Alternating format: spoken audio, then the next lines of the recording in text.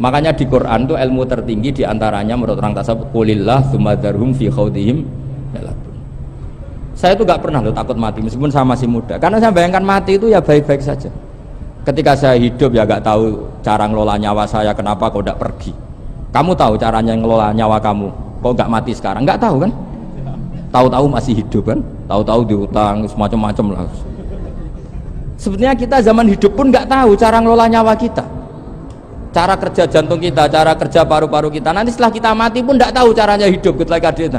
Tapi anehnya kita, mosok manusia sudah dilemah iso hidup lagi. Memangnya kita sekarang bisa hidup karena kita tahu-tahu ya hidup. Ditekdir anak yang melarat, pesek, elek. Orang lain ditekdir anak kiai, Gus, mulyo. Kita kan nggak pernah bisa milih bapak ya ora iso. Ngerti-ngerti anak Karmen, anak Karlan itu sudah nggak tahu.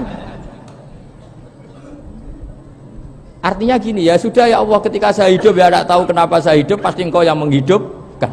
Ketika saya mati juga tidak tahu kenapa saya mati, pasti engkau yang menghidupkan dan mematikan. Maka saya akan baik-baik saja di akhirat, karena ketika di dunia Tuhannya yang engkau, ketika di akhirat Tuhannya, dan sifat engkau tidak akan rubah, tetap arhamur rahimin. Makanya dulu wali-wali itu kalau mau mati ya santai aja. Sayyid Umar bin Abdul Aziz itu ulama-ulama dulu kalau mau meninggal itu, kalau keluarganya nangis marah besar. Memangnya mau kemana kamu nangisin saya? Lah kamu kan mau mati. Memangnya mau kemana kalau mati? Ya kembali ke Allah. Lah susahnya apa? Di dunia ya milik Allah, di akhirat milik Allah. Inna sholati wa nusuki wa mahyaya wa mamati lillahi rabbil. Yang aneh sampai harus melarat orang wani mati. Wah, aneh tenan. Ya karena sampean tahu mungkin di akhirat lebih miskin lagi kan. Itu repot terus. Coba kalau dari awal kita menstatuskan diri kita biadillah. Inna sholati wa nusuki wa mahyaya wa mamati. Tapi kamu salah status, mengatakan kehidupan adalah momen untuk mencari kesejahteraan, kehidupan adalah momen untuk cari karir. Kamu mensifati kehidupan secara salah, jika kamu terjebak nyari karir, nyari kaya. Coba kalau kamu pakai mazhabnya Sufi, kehidupan adalah pemberian dari Allah untuk kembali kepada Allah. Kematian ya seperti itu. Akhirnya ya santai saja. Inna sholati wa nusuki wa mahyaya wa mamati lillahi rabbil alamin. Istri juga gitu. Saya itu tidak sombong, saya itu mulai nikah sampai sekarang itu hampir gak pernah tukaran sama istri.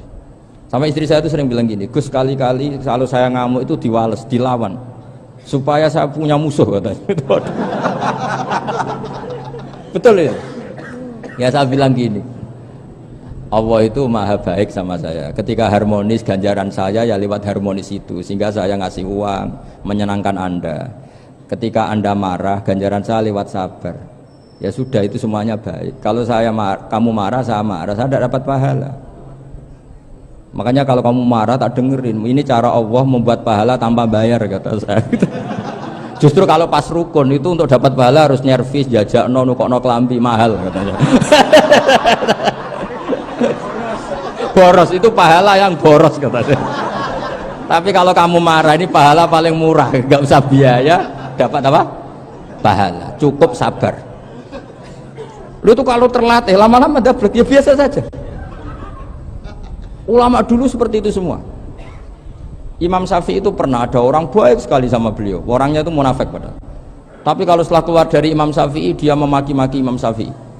Suatu saat beliau dikasih tahu, orang yang tadi muji-muji jenengan itu di luar maki-maki jenengan. Imam Syafi'i itu guyu. Guyu sebenarnya bukan alhamdulillah. Muridnya kan janggal. Ini dikasih tahu gitu. Alhamdulillah. Kenapa ya Imam Syafi'i? Dia kan di luar maki-maki jenengan. Berarti aku wong wibawa ning ngarepku rawani. Ya jadi dianggap enteng saja melihat. Berarti aku wong wibawa ning ngarepku ora wani. Ya sudah. Terus ketika ditanya, tapi itu kan bahaya bagi Anda karena memfitnah Anda gini-gini. Kata beliau, zaka Allah. Yang kritiknya bahaya itu hanya Allah Ta'ala. Yang lainnya enggak bahaya. Karena ini makhluk dhaif, enggak penting. Loh, kamu sampai tersisa dikritik orang karena kamu nganggap makhluk itu penting. Ini gobloknya sampean. Goblok segoblok-gobloknya itu. Coba kalau kamu mensatukan makhluk tetap makhluk, kritiknya enggak penting. Selesai kan? Selesai enggak?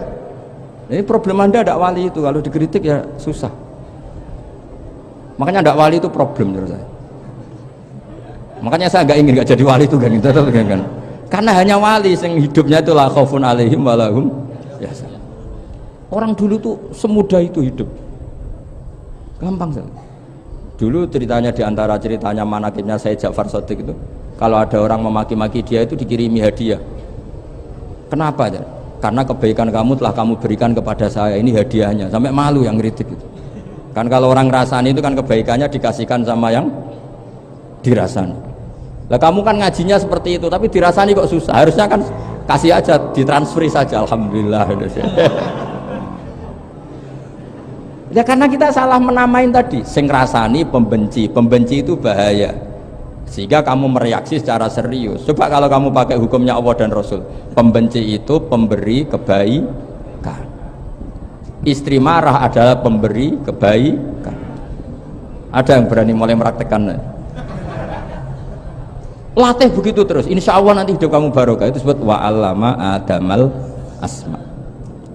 Dan itu yang diajarkan Rasulullah. Rasulullah itu kalau ngajarkan hidup itu gampang sekali. Allahumma ja'alil hayata ziyadatan li fi kulli khairin wal mauta rohatan li min kulli syarrin. Jadi kalau kita hidup anggap saja peluang untuk nambah kebaikan. Kalau kita mati anggap saja akhir dari semua potensi kejahatan kita. Anda sekarang mungkin tidak zina, tapi potensi zina. Anda sekarang tidak korupsi, potensi korupsi. Anda sekarang tidak selingkuh, tetap potensi selingkuh. Lah, Anda saja kalau mati berarti akhir dari segala potensi itu. Alhamdulillah. Makanya saya tuh nggak pernah takut mati. Karena saya misalnya setiap saat mati ya saya nanti akan bilang, ya Allah, ini sudah mau mati berarti mau akhir dari segala potensi keburukan saya. Alhamdulillah. Makanya itu ulama-ulama dulu kalau ada preman mati, saya guys, tonggone ragil muni saya. Walau preman kurang ajar, saya guys, tonggone tetap ragil muni saya. Padahal kiai ini muni, saya guys pun mati pun bukan sakit macam-macam nih pasti. Karena dia dengan mati berarti rohatan mengguli syarrin, keburukannya tidak terulang lah. Lah keburukan nggak terulang lagi itu saya apa buruk? Saya. Makanya kiainya minta saya guys niki, tonggone cek menengahin. Saya guys menengahin. Makanya suatu saat kalau ada gitu kamu harus bilang apa? Saya pun buatan jahat malih pun mati. Jadi kayak apa coba?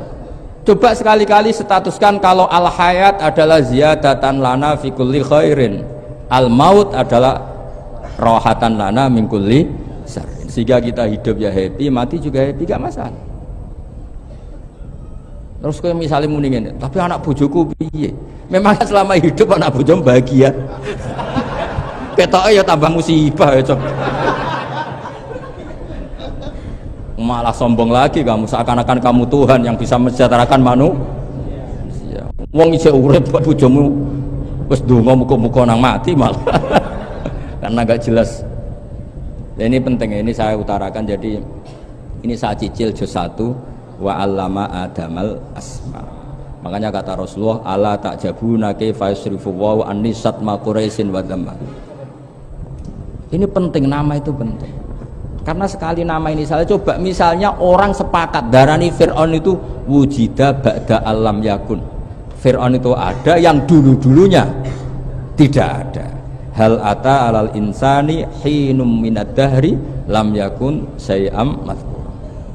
Coba kalau kamu melihat sekarang kamu hidup itu apa? Untuk sujud itu murah, gampang. Untuk mengenal Allah, Allah itu gampang kita kenal karena Allah itu adzaru minadz dzahir. Adzaru dzahir itu Allah, zat yang begitu jelas. Lah mati itu mau apa? Ya menuju Allah. Hidup menyaksikan Allah, mati menyaksikan Allah, itu nyaman. Yang menjadi tidak nyaman karena kamu salah bikin status. Hidup untuk menggapai cita-cita, untuk sukses. Wong komo yo muni ngono, lonte yo muni ngono, copet yo muni ngono.